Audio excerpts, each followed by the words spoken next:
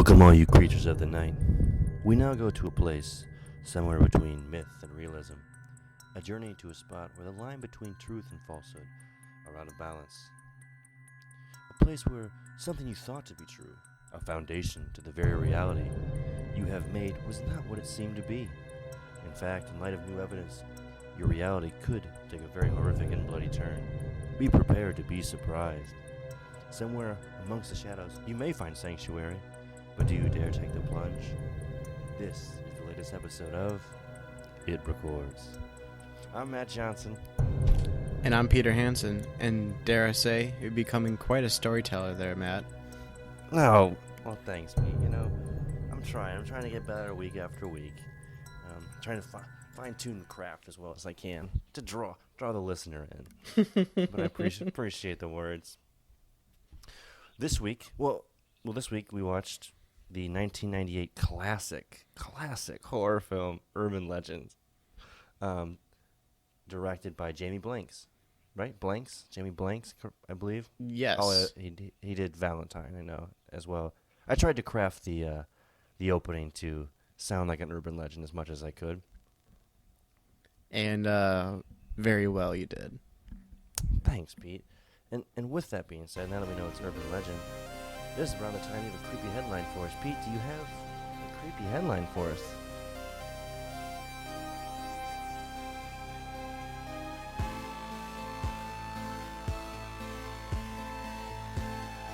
I do, and it is in fact an urban legend itself. Oh, look at you. Look at you just tying it all in. And it is called the Clown Statue. Clown statue, okay. Yes. And I'm going to have a little story as well for you guys. So-and-so's friend, a girl in her teens, is babysitting for a family in Newport Beach, California. The family is wealthy and has a very large house. You know the sort, with ridiculous amount of rooms. Anyways, I know it. I know the sort. Anyways, the parents are going out for a late dinner/movie. The father tells the babysitter that once the children are in bed, she should go to the specific room and watch TV there. The parents take off, and soon she gets the kids into bed and goes to the room to watch TV. She tries watching TV but is disturbed by a clown statue in the corner of the room. She tries to ignore it for as long as possible, but it starts freaking her out so much that she can't handle it. She resorts to calling the father and asks, "Hey, the kids are in bed, but is it okay if I switch rooms? The clown statue is really creeping me out." The father says, "Seriously?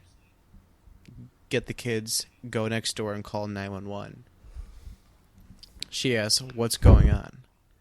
Dare I go on even further? Oh, please do. I'm intrigued now. He responds, "Just go next door, and once you call the police, call me back." She gets the kids, goes next door, and calls the police. When the police are on the way, she calls the father back and asks, "So really, what's going on?" He responds, "We don't have a clown statue." He then further explains that the children have been complaining about a clown watching them as they sleep. Ooh. What? He and his wife had just blown it off, assuming that they were having nightmares. The police arrive and apprehend the clown, who turns out to be a midget clown. I guess he was some homeless person dressed as a clown who somehow got into the house and been living there for several weeks. He would come into the kids' rooms and at nights and watch them while they sleep. As the house was so large, he was able to avoid detection, surviving off their food. He had been in the TV room right before the babysitter came there, and she entered, and she didn't have enough time to hide, so he just froze in place and pretended to be a statue. What? That is the bizarrest story I've ever heard. This is a true creepy headline. This happened. I tried to deliver. Oh, man. And deliver you did. Is this fairly recent? It's an urban legend, so it's hard to say if it actually happened. It's hard to pinpoint it down. Yeah. So it kind of rings with like the calls from coming upstairs a little bit. Yeah, which we'll hear happens in this movie. That's true. That's true. Yeah, it does play on that a bit. And I remember you were giving me a little insight before we started the podcast. I thought that's where you were going with this urban legend creepy headline when you said someone's in the house. I thought you were gonna be someone's calling from upstairs, but nope, this took a different direction. It still terrified me. Just a different spin off the same story. Exactly. And that is basically what an urban legend is, and the premise for this movie. And I'll go into that if no one's seen it. It's been out for almost 20 years now. That's weird to think. But basically, it's straightforward. A group of college students at the fictional University of Pendleton University in New England are all suspects in a series of bizarre deaths that are connected to certain urban legends, and they also all sit in the same folklore class.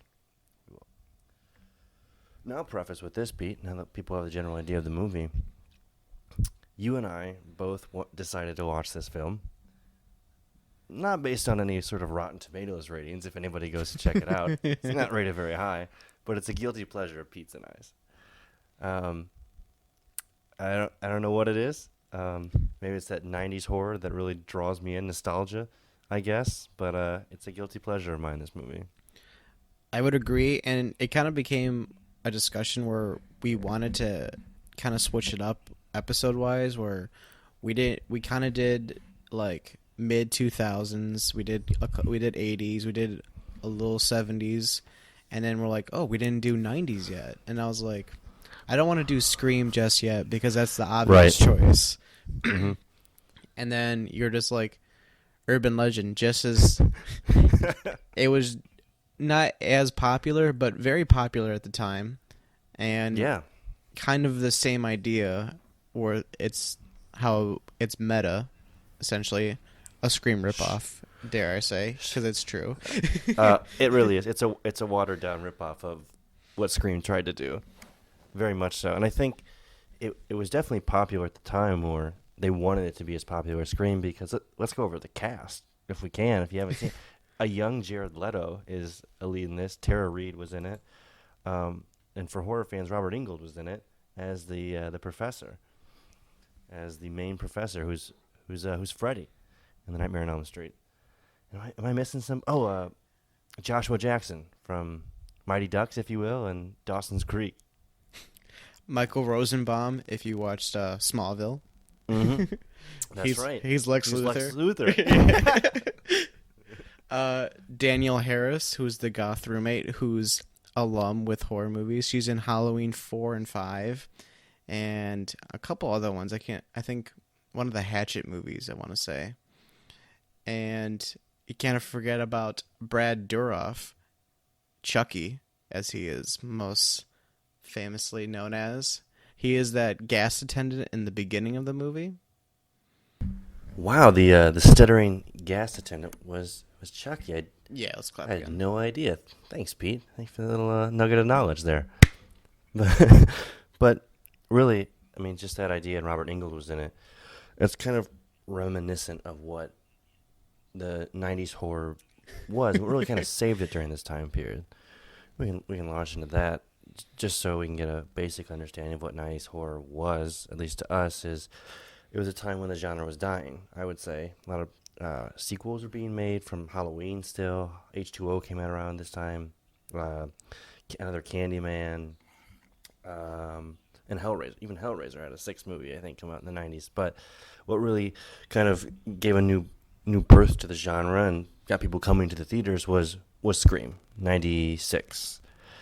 I believe, 96. And it was very meta. I think you would agree with that, Pete, is that it was almost the characters were aware of what was going on and the audience could relate to what was happening. They were aware of every stereotype, trope, what the killer was going to do.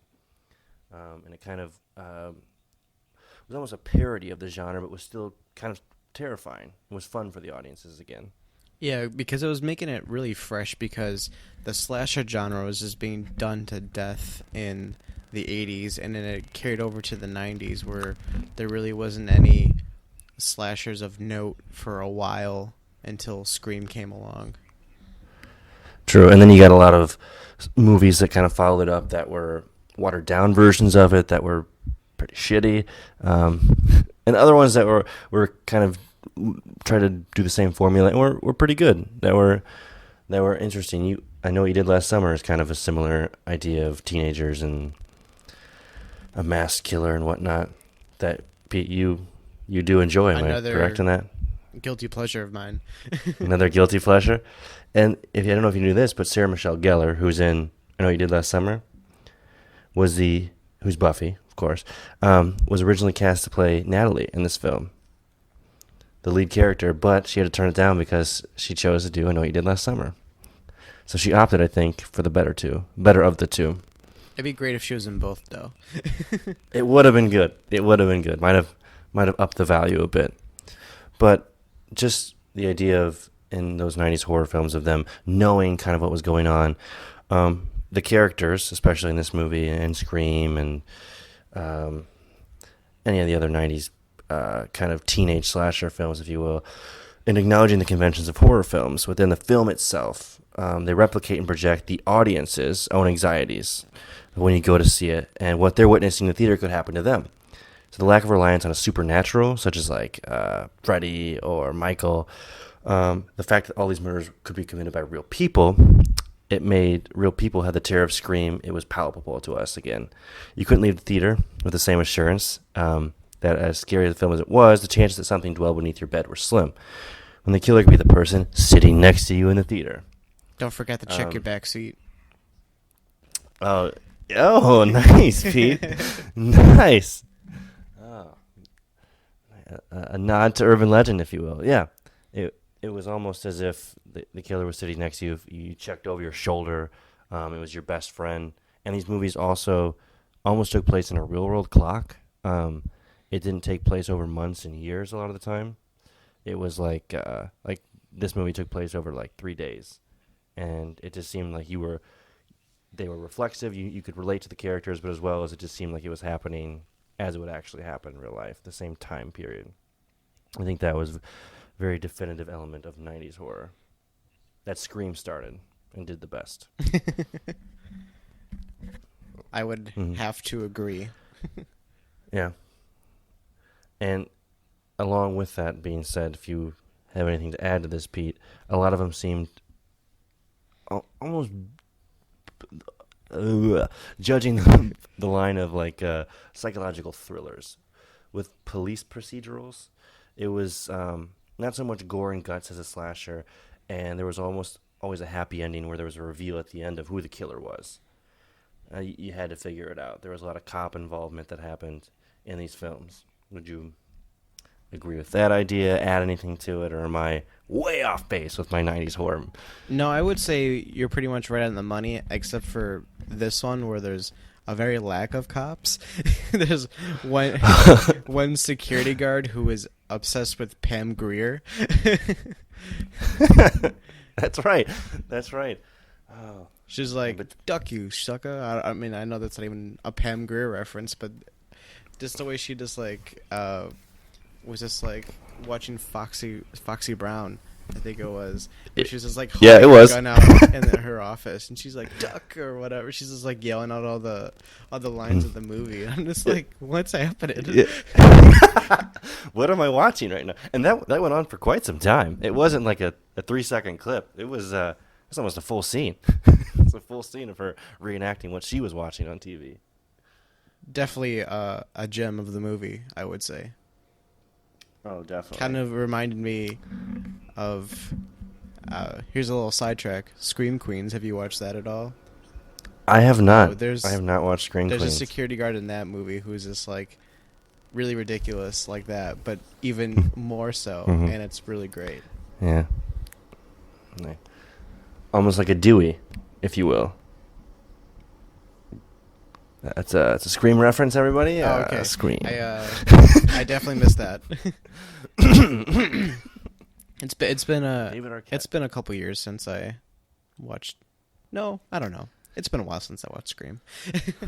Yeah. You watch it so often, you want to branch out. You watch a movie so much, you got to branch out and see the other stuff. I'm similar boat. But we can get back to urban legend and really what we thought 90s horror was, what Scream created. But we've also kind of said how we think this movie was subpar to Scream and what it tried to do. Maybe we can get into depth of what it brought to the table, what for 90s horror at least, and where it lacked thereof. Well, I don't know if it really like brought anything new or like great to the table. It's just like it's just a really entertaining movie because of like how kind of dumb and smart it is at the same time. Where I would say watching it again, I think this is like the second or third time I watched this movie, that I like forgot who the killer was. And then I was trying to figure it out, and I didn't like really figure it out because I was like, everyone's like a valuable suspect except for like, the one who actually is the killer. And then I was just like, oh, okay, that's why because I don't know, I was not thinking too hard of it because it's a slasher. Yeah, it is. But did it help, Pete, at the end? No spoilers. I won't say who the killer is. But you do get a reveal. You get a reveal who the killer is. Did it help that she had a visual aid? That she had a visual aid to tell you why she did it? Why he did it? Oh, man. Yes. I'm sorry, but that was the best part of the movie for me. It took me out of it. I think she had a slideshow and projector ready. It came out of nowhere, almost. Yeah. It was an intense scene, but I think we should you know what? Let's just play I can't explain it. Play the clip and this part being full spoilers because it just you could probably tell who the killer is from the soundbite that we're gonna pull. And here it is. Gotcha. I must say, Natalie, you have proved your friendship to me, coming all the way out here to rescue me without even a little pepper spray, to defend yourself. Very endearing. Excuse me? I'm sorry, but I can't understand a thing you're saying, doll. Now, if I remove the gag, you've got to promise me that you won't scream. Lord knows I had enough of that with Sasha. You're fucking crazy. I prefer the term eccentric. But, yeah, I guess you could say I'm a little nutty. Why? Why? Why? Why? You still haven't figured it out, have you?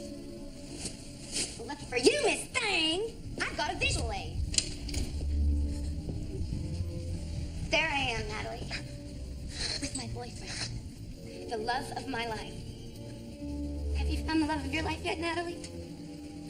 Of course not. She's self-involved to bother. Pick ring any bells, Nat?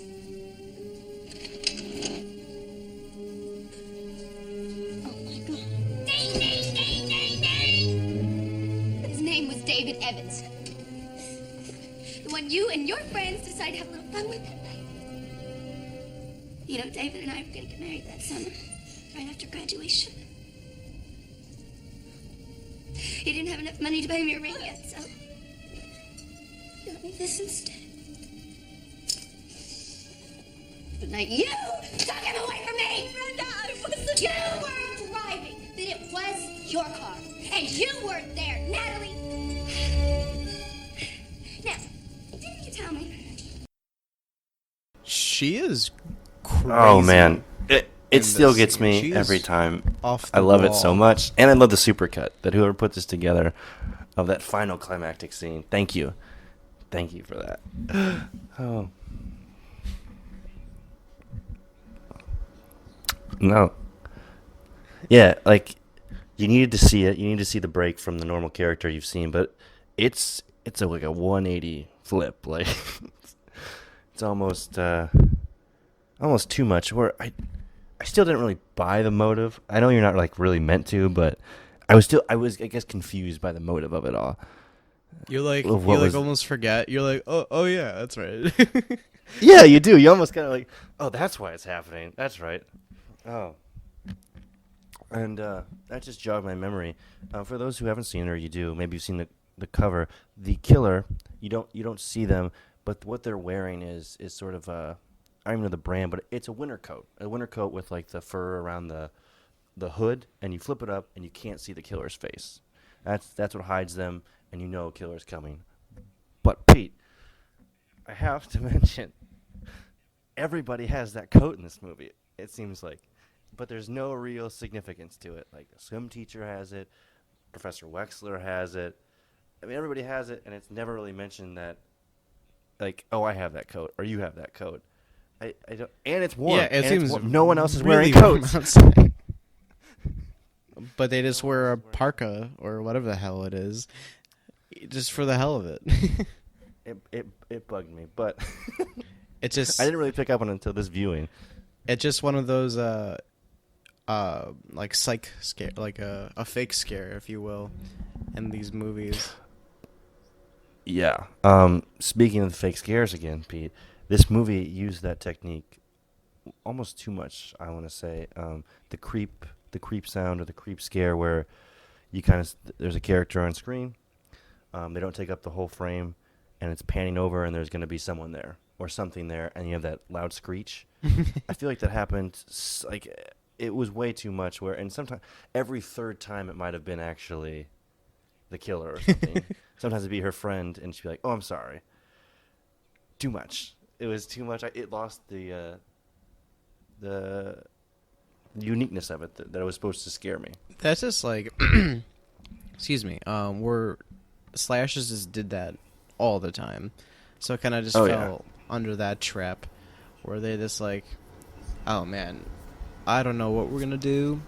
This movie's like 30 minutes. Let's just put in every 30 minutes. Let's just put in a fake scare. Yeah, keep them engaged. Keep the kids engaged. With that being said, I really enjoy this film. No, I was gonna say the same thing. It's our guilty pleasure. Like, I've been knocking it, but I go back to it all the time. Like, I watch Urban Legend, and I think it's so quick. It's like it's just under an hour and a half, or just around an hour and a half, and it's boom, boom, boom, boom, boom. From the get go, it's just death, death, death, and you buy into the premise of the movie. It's not too cerebral. There's a killer by urban legends. Very rewatchable. Yeah, it is. I mean, it's definitely a movie I feel like that's like you're with a group of friends almost. It's like a group of friends, let's watch a horror movie. It's one of those nostalgic 90s teenage hangout movies. For me, that's what this one is. And I'd even watch like horror movies in the 90s, but I definitely got that same kind of feel because it just like reminded me of like being a little kid in the 90s and like kind of thinking of like the absurdity that I remember of it. Yeah. That fortunately I didn't experience because I was too young. I wasn't a teenager. Oh man. All that awful fashion but I was a slacker. Awful. Though. I was a real slacker in the 90s. Oh yeah. Yep. Oh, Pete. Well, we've kind of ripped into urban legend, or we've given you some context of what we think 90s horror was, why we chose it. Pete, we've done it in the past. Do you have any sort of trivia or things we should know about urban legend? What went into this filming? There was like, I feel like the trivia for this movie wasn't as notable as for other films we've done. It's just like a lot of like rejected cast calls. It seemed like like Reese Witherspoon turned down a role. Like you said earlier, Sarah Michelle Gellar had to do other things. I don't even know how to say this woman's name, but Jodie Lynn O'Keefe, I want to say, was offered the role of Sasha, but she turned it down to take part in Halloween H2O 20 years later. So there's like little stuff like that. Melissa Joan Hart also turned down the role. These like 90s stars are just like, they're just asking as many of them as they can. Yeah, they tried to get.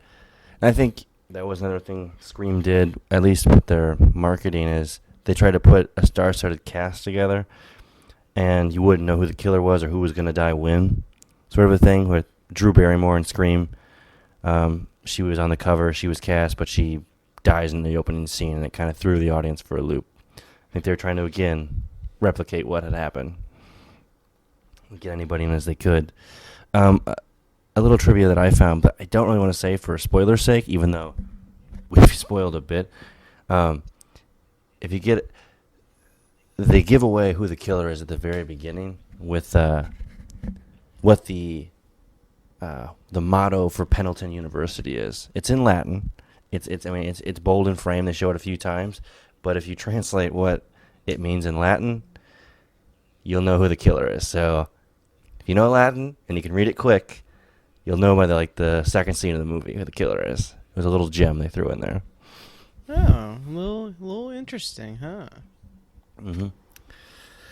As well as we said Robert Engel is the folklore professor who plays Freddy Krueger, but when you go into his office, real quick, you see a shot of a little Freddy Krueger doll stashed away in his desk. That's in there as well. If you get a glimpse of it, next to the axe. I actually missed that one, but to kind of change gears for a second, which one was your favorite death of the film? Ooh, favorite death.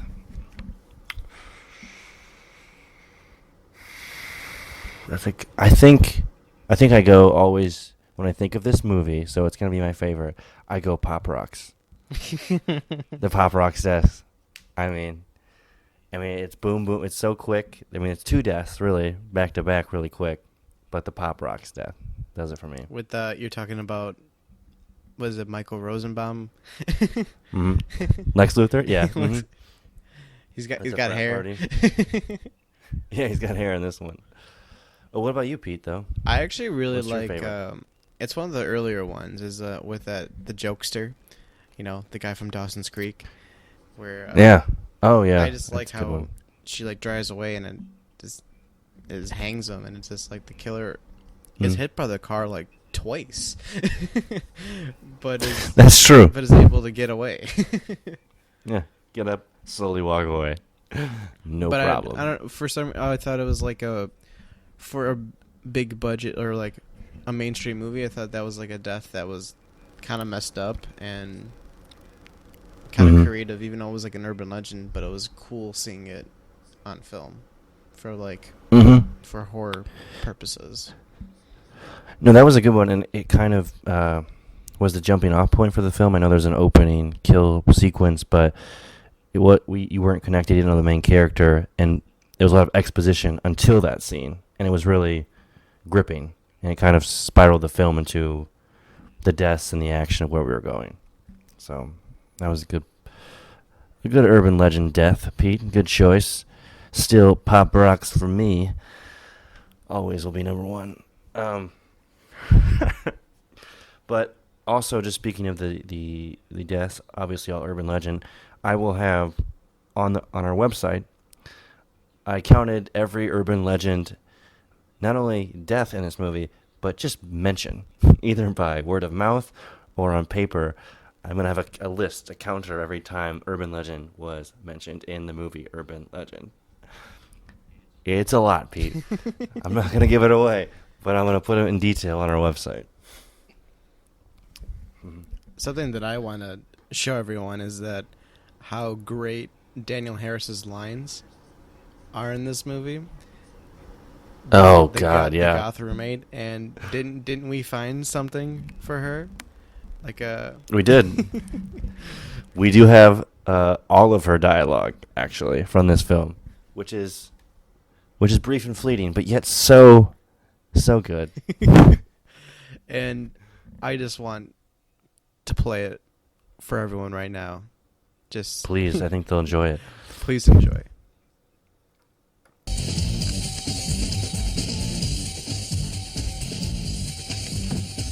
Gosh, sorry about last night. Yeah? Well, don't let it happen again.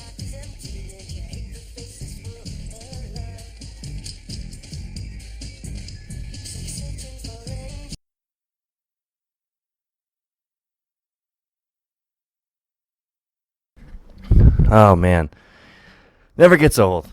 Never gets old. And her part really, it always stands out to me. Thinking of this movie, like she's not in the main friend group. She's a roommate. She's the roommate. She's of the main not character. very well liked at all.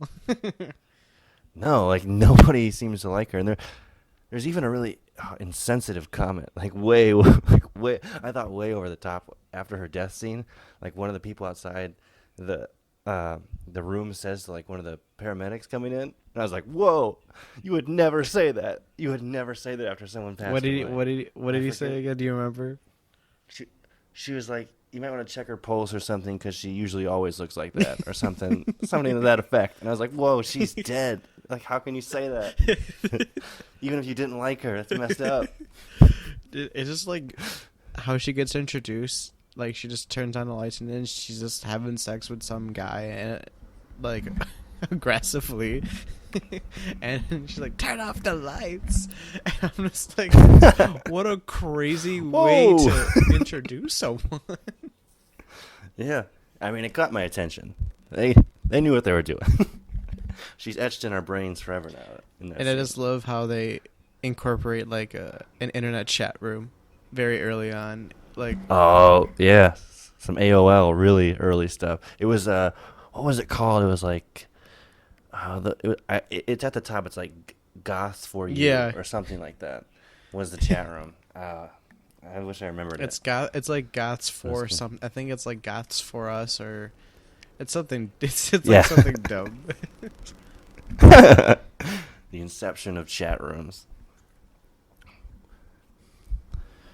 Pete, then, we talk about this movie, and we didn't think it was the best, per se, but it's a guilty pleasure.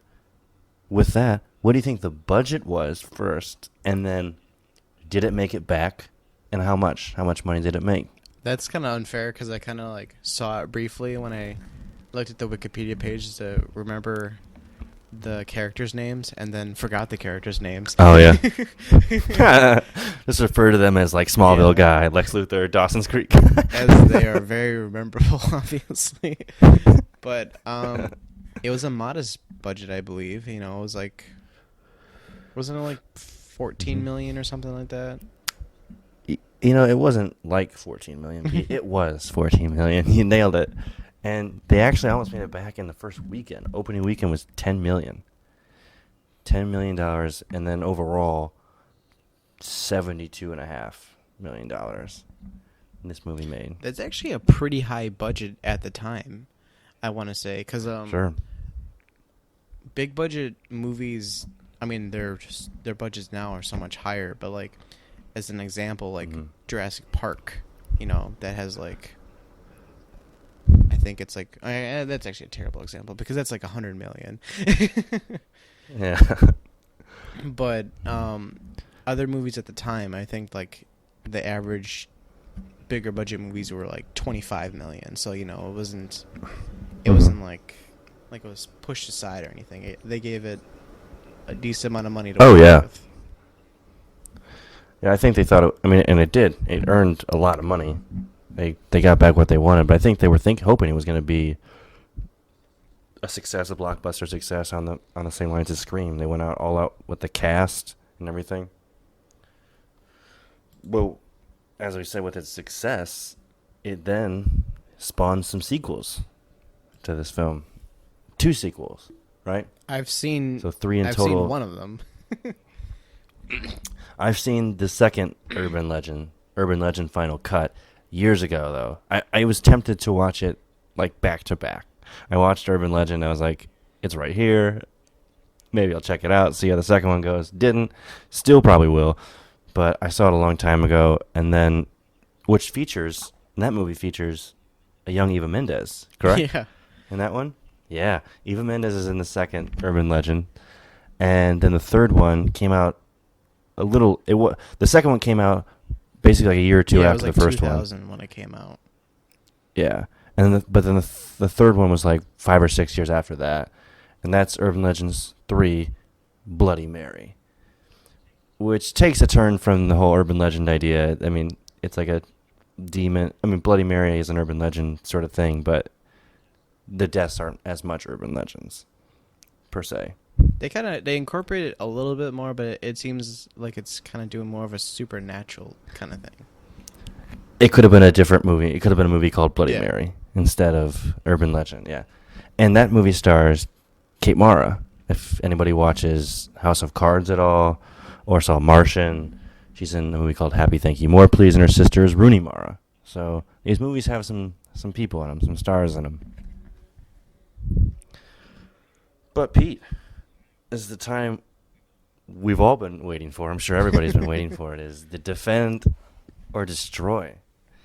I'm really interested to see what your response is going to be, because I know we both have this as a guilty pleasure. We both chose it, but we know critically it's not well. So I want to hear: are you going to defend or destroy Urban Legend?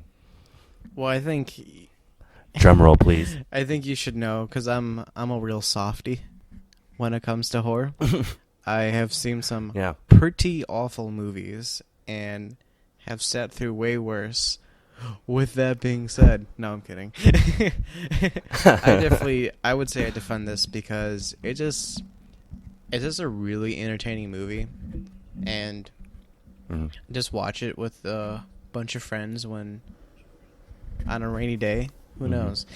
You're not going to be disappointed. It's not really like a hard thinker. You're just kind of enjoying the ride.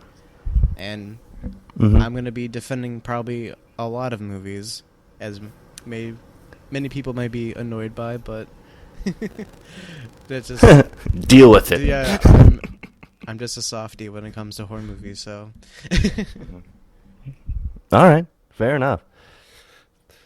Well, with that being said, you're gonna defend this movie. I mean, that seems crazy, but you know what? Call me nuts. I'm gonna defend it too. I'm gonna defend it too. I know it's not the best movie ever made. Everybody who's seen it can say that, but there's something to it. Maybe it's the nostalgia for the 90s horror, or it's just, I don't know, it's just entertaining from start to finish. It's a simple premise. Just put it in, pop some corn, hang out with some friends, and just, if you know what you're getting into. It's a 90s kind of slasher movie, and it's entertaining. I mean, the deaths are pretty cool. You buy into it. So I will defend it. And take it or leave it. Take it or leave it, folks. I'm defending it. I thought you were going to throw a curveball on me on that one, honestly, because I would say you're a little harsher than I am. See, I know I am. I can be a brute when it comes to these movies. I destroyed Cloverfield. In an earlier podcast, which and it's probably a better movie, but no, it is a better movie. It is a better movie, which was like churning my gut. Just like, I can't defend this movie if I destroy Cloverfield, but I defend it, man. I think it's I'll just stick because to it. it's just they're two different movies. Like, there's gonna be movies that will ultimately probably destroy too, or that may end up being better than this movie. But like, it's just the pure entertainment factor that this movie delivers. Line after line. Every perfect line of dialogue. Every executed scene. Oh, it's great. Well, I'm glad we could agree and defend Urban Legend, Pete.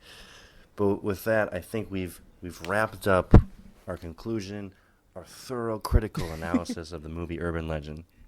And this won't be our last venture into 90s horror. Oh, no, but it was our first touch, our first glimpse into it, since we have done all these other eras so far. But look for the podcast. It'll be online soon. Check out our website. Pete, where can they find us at? If on WordPress, if you search It Records Podcast, you should be able to find us, and we're working at it, trying to improve the website a step at a time, and give you guys more content where you could find additional information about how we researched into like a little bit about each episode, and maybe a little blog here and there. Yeah, and speaking of that, I'm going to be uploading my first blog very soon, along with our mini episode, which will be coming out following this podcast. The mini episode where me and Pete will be talking about influential directors in the horror genre who we think are influential. And we're going to talk about that. And I'm going to release my blog, so please check it out.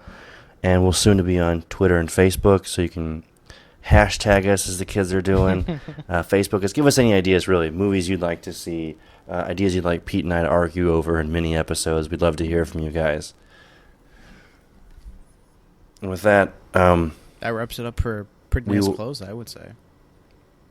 I would say that wraps it up. We will stay tuned. Please check into the mini episode. We'll be out next week with a new full-length podcast as well. And until next time, I'm Matt Johnson.